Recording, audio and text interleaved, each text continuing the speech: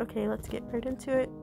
Today I'm going to be showing you a few things. Let's start off with these pictures that are going to be popping up on your screen. They're going to be of Shanann, and I want you to pay attention to her hair length in these pictures. Okay, so here they are. There's 4 different pictures here, but all of them are lengths of her hair, and this is 4 months leading up to the murders. Okay, so this is at 5:18 a.m. in the morning, approximately 15 seconds after 5:18 a.m. The truck starts at 5:18 and it backs into the driveway at 5:27. Ms.Kessinger's phone activity pings in Frederick 6:16 a.m. on this morning. This is one of 3 on her whole billing period that she pinged in Frederick, and we all know this because it's, basically a worldwide controversial subject that we have been discussing for years now. And now I'm going to be showing you in my next video why this is significant, but I regardless had to discuss and put that here for context of what time and where people were. This is the picture of the first person walking out of the Chris Watts house the morning of 5:18 a.m. August 13th, 2018. This was a screenshot from that video. I have done nothing but edit the contrast, the brightness, and the exposure, and as you can see here, this is a little bit clarified, and I'm gonna take on each side and blur exactly where you're supposed to be looking at, so it's right there in the middle of where I just blurred the 2 sides. Here's the lighter version of that so you can see more definition of the outline. This is an outline of the ponytail. This is an outline of the whole head with the ponytail, and like I said, all I'm doing is messing with the exposure and brightness and the contrast of this screenshot. I've done and added nothing besides that. Now look here at where I'm highlighting, since a lot of people were misunderstanding or not fully seeing where they were supposed to be looking. I will highlight each individual part of the picture so you can see, and I will explain exactly what they are and where you should be looking and where you shouldn't be looking. Now, the reason that this was so hard to do is because I'm sure, as well as every other person that's brought on this case has done, we have been brightening the picture instead of darkening the picture, and that's what I did here. Was I darkened so that the lighting above her head wouldn't be so prominent and cover up the definition around her head.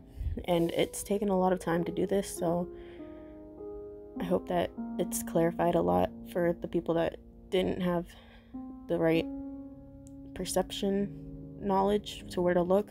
Now I'm going to be highlighting each part.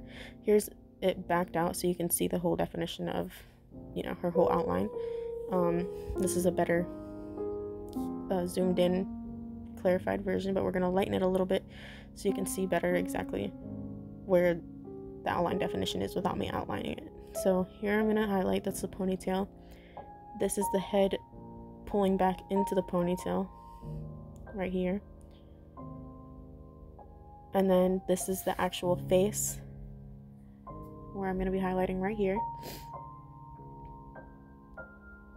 and then this last one is the jacket or the long sleeve t-shirt by the suspected person in this video, and I already know who it is. We all do. It's Ms.Kessinger, and this is not an alleged statement. This is a factual, documented picture of the crime scene. So let's just get that out of the way now so I don't have any issues further with damages or anything towards her name, because it's already there and been done and on the internet. So I am not the one that's disclosed this information. It's the people that were in charge of this investigation that didn't look further into it, apparently, or did and didn't really care to use this information for any further discussion. But since they aren't, I will.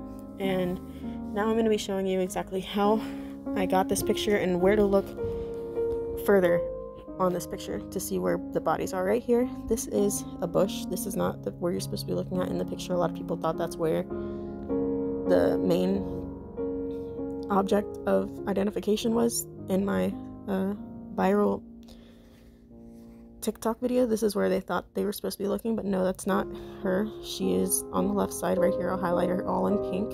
She's gonna be highlighted in pink throughout this video for the rest of the video, for just the difference of her and Chris. Chris will be blue and she will be pink.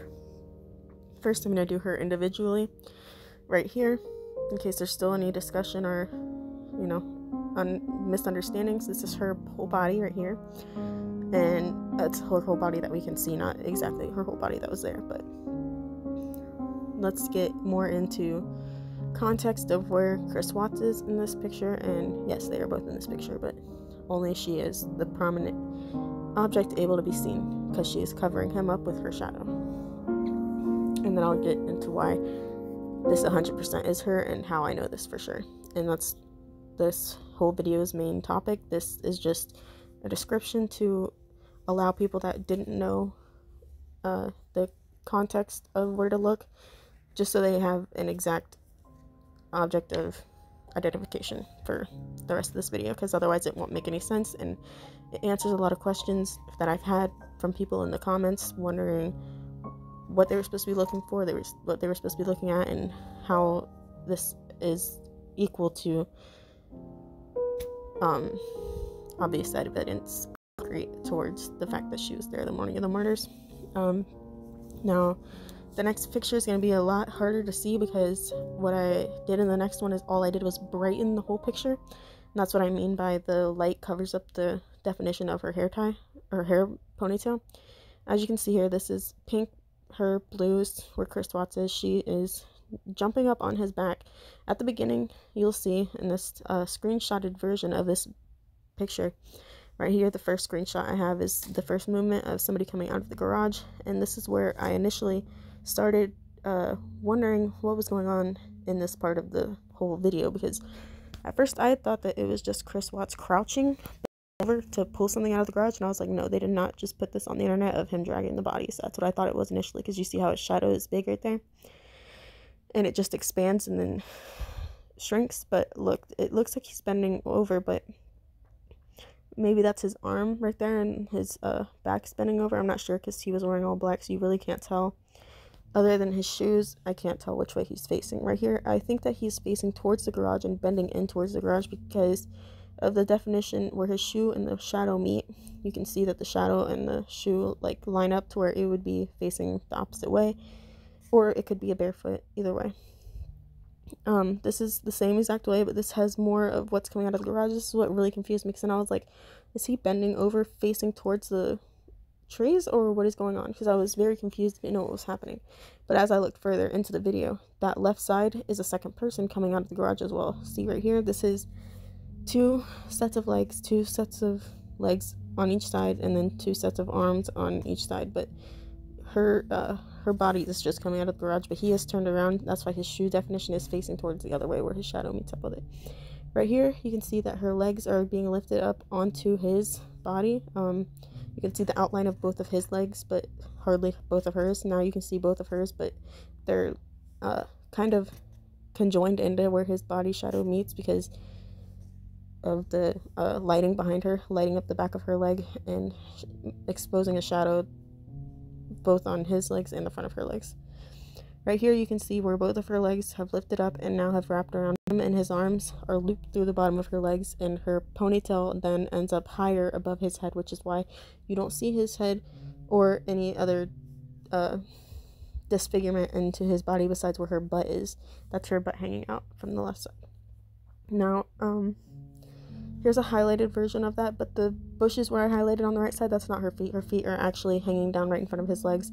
I had gotten this picture and highlighted the wrong parts of it, but to my mistake. But you will see if you rewatch the video where her legs lay right in front of his legs. This is definitely her, because her ponytail is way longer than Shanann's, and a dead body can't run and jump on somebody's shoulders and back like that. I'm sorry, but that's just not possible. For the people that were commenting saying that it was Shanann or the girls, no, this is not neither of them, because all of their ponytails were definitely way smaller than that. Her ponytail was the only one out of all of those girls that went down her back. and this is just obvious proof of that. I want to see what you guys have to say, so comment down below and like and share to get this a little bit more exposure than it already has. I know that my TikTok went viral that was on this subject, but let's try to get more people looking into this that have careers involved in this type of investigating subject, to see what we can do.